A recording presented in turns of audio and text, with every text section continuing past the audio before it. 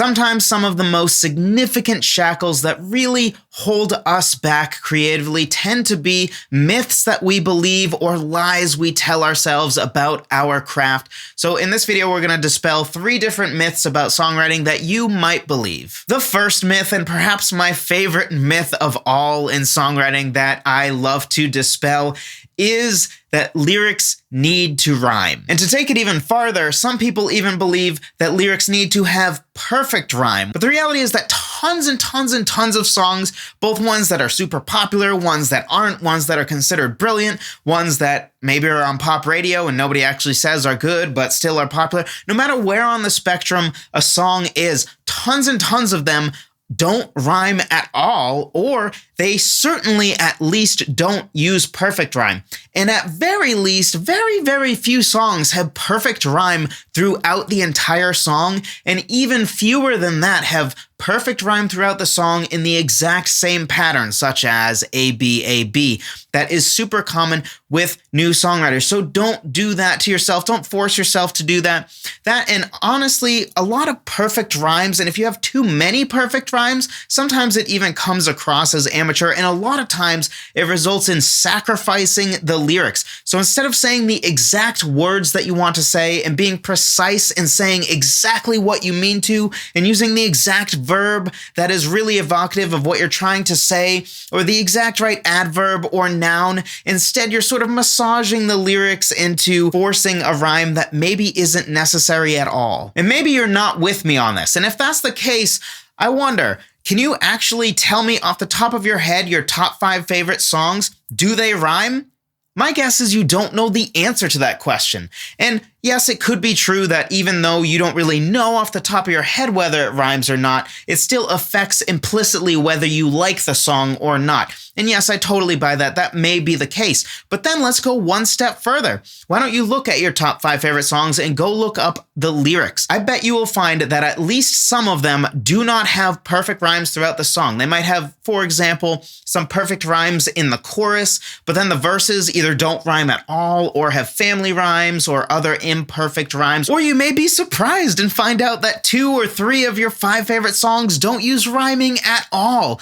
So regardless of where you are on the rhyming spectrum, just make sure you are not in the hardcore always rhyme and always do perfect rhymes. So while I want to be clear in that yes, rhyming is of course a super helpful songwriting tool, just like any other songwriting tool, it needs to be used in the right way. It needs to not be forced. And it's not something that you should just arbitrarily determine is a rule that you must always follow or a thing you must always do. It just isn't. So never ever compromise the integrity of your lyric just to force a rhyme. If you can choose words that do rhyme and also are exactly what you want to say, great, go for it. That is even better than not rhyming. But if you have to choose between having lyrics that don't rhyme that are exactly what you want to say, or lyrics that rhyme that sort of don't say exactly what you wanted to, in that case, always, always, always choose to go with the lyrics that say exactly what you want to say. Another songwriting myth that I see a lot of people believe is this idea that you need the muse or that we need inspiration. Inspiration is helpful, but I think a better way to think of inspiration rather than something that's necessary is it's sort of like gasoline with a fire. Sure, if you pour gasoline on an already existing fire, then yes, the gasoline will help. But if you just put gasoline on a log, it's not going to do anything. Really, what's most important in this equation is the fire, not the gasoline. And the fire is just work. The fire is putting in time every day to songwrite. It's not inspiration. So what you need to be doing and need to concentrate on, and the only part you can control, is just maintaining the fire. Be sure to be creating every day or every other day or once a week or whatever time you can put in your busy schedule. Whatever that is, that part doesn't really matter as long as you are consistently songwriting. Muse or no muse, inspiration or no inspiration, you need to be songwriting. And then when the muse does visit, which by the way, I've noticed that the muse tends to visit more when you're just putting in the work. So if you just wait for the muse, you might see the muse once every 3 months. But if you're putting in the work, whether you're inspired or not, then I notice the muse tends to come around a little bit more often. But besides even that point, the real issue here is that you need to put the work in. The reality is that most creativity tends to be perspiration, not inspiration. And you may find that imagery gross, and that's okay. But the reality is that putting the work in is exponentially more important than inspiration. You may be surprised at how many songs or how many movies or whatever that weren't necessarily written in a state of inspiration, or how little of it was inspired. Sure, maybe the basic idea was something that was inspired, but from there, it was probably just a lot of hard work. And the reality is that inspiration at the end of the day is helpful, but at the end of the day, putting in the work is exponentially more useful and exponentially more important in your success as a songwriter, defining success here as just how many songs you write, how good your songs are, that sort of thing, not talking about commercial success. But how successful you are at your craft is going to be exponentially more about the time you put in than just relying on this nebulous sense of the muse and inspiration. And the last myth I want to dispel in this video is that you and I need what some people would call it. And really, it is just a different way of saying a certain level of talent. And yes, talent is something that is helpful. Having some level of talent is very important.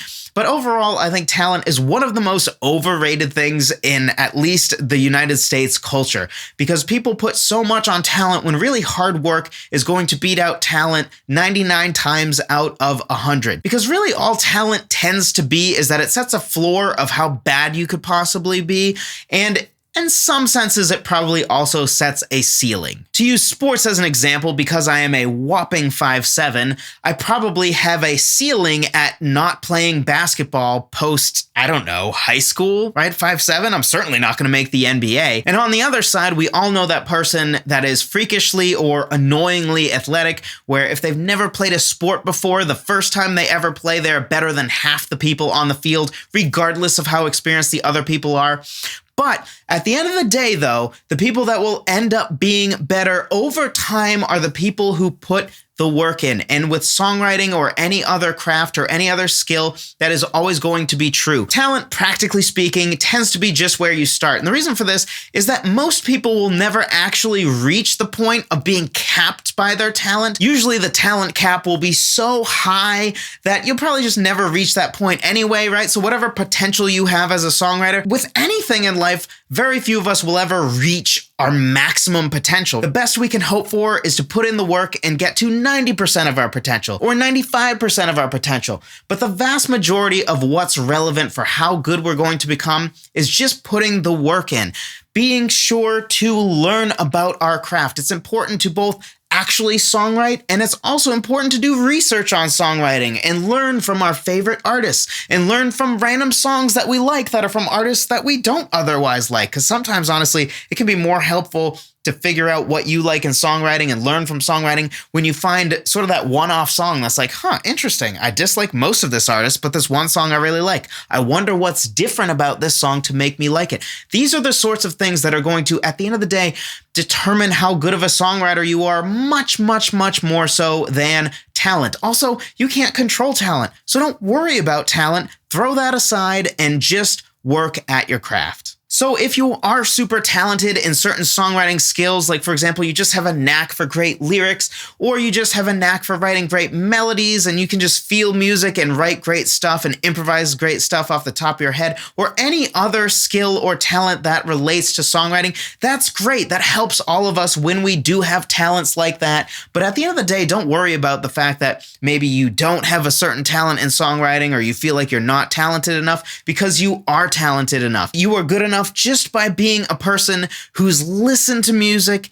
and knows what you like in music and can have the ability to put their feelings into music. So if you're just somebody that knows how to emote, that has feelings, you probably have all the talent that's necessary to songwrite, which is not to say that any person can be the greatest songwriter of all time. But the reality is that you can almost definitely be a really good songwriter, and you are almost definitely not capped by whatever you believe your talent to be. I think most of us tend to underrate our talent. Most of us suffer from some version of imposter syndrome, where we tend to underrate our own abilities and overrate other people's abilities, where we just look at some songwriter next to us, or worse, we look at some like all-time great songwriter and say, oh, I'll never be as good as them, in which case, who cares if they're an all-time great, right? If you're never going to be as good as Paul Simon at songwriting, like, okay, you and like 99.99999 continue saying 9 for like 500 years, percent of the population will never be as good as him. Who cares? It's all about maximizing how good you can be, and all you can do is put your head down, go to work, learn about songwriting, and you can do it. Sports is a great example because in sports, there are tons and tons of players that fit into two different categories, and of course other categories, but the two ones we care about are those uber talented players that just have super great height and the perfect build, and they are just an athletic machine, and yet their talent never transpires in major leagues or in the NFL or whatever sport they're playing, and it just ends up not mattering that they are the perfect size and have the perfect speed and all that, because at the end of the day, how hard do you work? Do you figure out how to catch the ball, how to shoot a ball? Whatever the sport is doesn't really matter. That's going to be much more important than, oh, were you physically gifted? And on the other side, there are people that are lacking in certain measurables, where maybe they were told they weren't fast enough, or their arm wasn't strong enough, or they weren't tall enough, where they end up being great anyway, because at the end of the day, if they way outwork the next guy, then you know what? It doesn't really matter that they're not as talented, because their work will overcome that talent gap. So hopefully dispelling these 3 myths makes you ready to get into songwriting and you want to songwrite right now, which if you do, be sure to check out my free guide on 10 different ways to start writing a song. It gives you 5 from a lyrical standpoint and 5 from a musical standpoint. So if you like starting with lyrics first or music first, there are 5 ways for you. Also, if you tend to do always one, I recommend trying the other. I used to be lyrics first to a religious extent. I always finished the entire lyric before I started music, but now I actually find myself writing music first the vast majority of the time, or at least starting with music, and then it sort of becomes a hybrid. But regardless, be sure to try both. And if you're somebody who has ever struggled with feeling like your songs sort of start to sound the same, or feeling like you're losing inspiration a little bit, sometimes the reason for that is that we start writing songs from the same standpoint every time. So if you always sit down with your acoustic guitar and start with a chord progression, that might be why you sort of run out of ideas, and maybe the muse isn't visiting you, or you're not feeling inspired. That might be the reason, because you just keep doing the same process, where you might have sort of used up your acoustic guitar creativity for a little bit, and you need to take a break. Maybe you need to go write some bass lines and start songs with bass lines, or maybe you need to go over to the piano and come up with a piano riff and start a song that way, or start with the melody of the song first in your next song, or start with the lyrics, because then you will be creatively fresh. It's something different. It's a different way to think through that starting process, because they're so different, right? How I play the piano and how I play guitar is radically different, and if you play those 2 instruments, it's going to be the same for you. And the idea that inspiration is necessarily a you have it or you don't is just totally not true. You might be currently uninspired with the guitar, but very inspired with the piano, or uninspired with bass lines, but very inspired when it comes to drum rhythms, or maybe with lyrical concepts. So if you're interested in that, or you're new to songwriting and just want 10 different ways to start writing a song, be sure to check it out. Link in the description. Thank you so much for watching. I appreciate every single one of you, and I'll talk to you in the next video.